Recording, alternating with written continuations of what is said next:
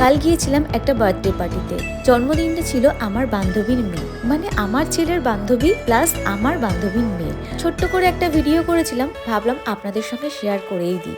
এই হচ্ছে ইয়েলো কালারের জামা পরে, ওটা হচ্ছে বার্থডে গার্ল। আর এই হচ্ছে বার্থডে গার্লের সুন্দর একটা কিউট কেক, নাম লেখা আছে ত্রিপর্ণা। Happy birthday Triparna. কেকটা ছিল ভীষণ সুন্দর, বাট কেকটা কিন্তু আমরা খেতে পারিনি। আর কেক কাটিংটাও আমরা দেখতে পাইনি, কারণ উপরে এত ভিড় জমে গিয়েছিল।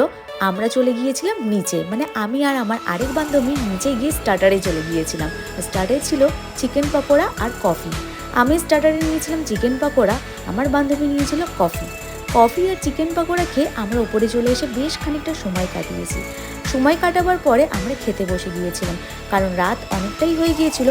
আমি গিয়েছিলাম আমার বাহন নিয়ে, বাট আমার বান্ধবী নিজের কোনো বাহন নিয়ে যায়নি, সেই জন্য ওর সঙ্গে খাবো বলে তাড়াতাড়ি করে খেতে বসে গিয়েছিলাম। পুরো অ্যারেঞ্জমেন্টটাই হয়েছিল ছাদের উপরে। ছাদটা কিন্তু খুব সুন্দর করে সাজিয়েছে, আর ছাদটা এত সুন্দর করে সাজিয়েছে দেখে না মুগ্ধ হয়ে গিয়েছিলাম। চলুন এবারে খাওয়া দাওয়া করি। দাঁড়ান, তার আগে আমি কি গিফট দিয়েছি জন্মদিন বাড়িতে সেটা দেখিয়ে দিয়ে। আমার সাথে সবসময় ময়ে ময়ে হয়ে যায়। কেন ময়ে ময়ে হয়ে যায় বলুন তো? এই যে আমি বার্থডে পার্টিতে গেছিলাম, সেখানে গিফট হিসেবে দিয়েছিলাম এই ফ্লাওয়ার ভাসটা, এই ফ্লাওয়ার ভাস প্লাস এই ফ্লাওয়ারটা। এখন তো সবাই মোটামুটি বড় হয়ে গেছে, আর কি গিফট দেবো সেটাই চিন্তা করছিলাম। তখন কর্তামশাই বলেছিলেন যে ভালো একটা গল্পের বই দিয়ে দিতে। তো আমি ভাবলাম গল্পের বই কি আর দেবো, কারণ এখন পড়াশোনার যা চাপ, গল্পের বই আর কখন পড়বে বলুন তো। সেই হিসেবে আমি দিয়েছিলাম এই ফ্লাওয়ার ভাসটা। বাট ওদের বাড়ি গিয়ে দেখলাম অলরেডি ওদের বাড়িতে অনেক ফ্লাওয়ার ভাস। সেই জন্যই বললাম আমার সঙ্গে সবসময় ময়ে ময়ে হয়ে যায়। আরে কথা বলতে বলতে মেন কোর্স তো শুরুই হয়ে গেছে। চলুন শেয়ার করে দিই কি কি খাওয়া দাওয়া করলাম। প্রথমেই দিয়েছিল হাজমোলা, তারপরে চলে এসেছিল জল। জলই আমাদের জীবন, তো জলটা তো দরকারি। তারপরে চলে এসেছিল এগ ডেভিল।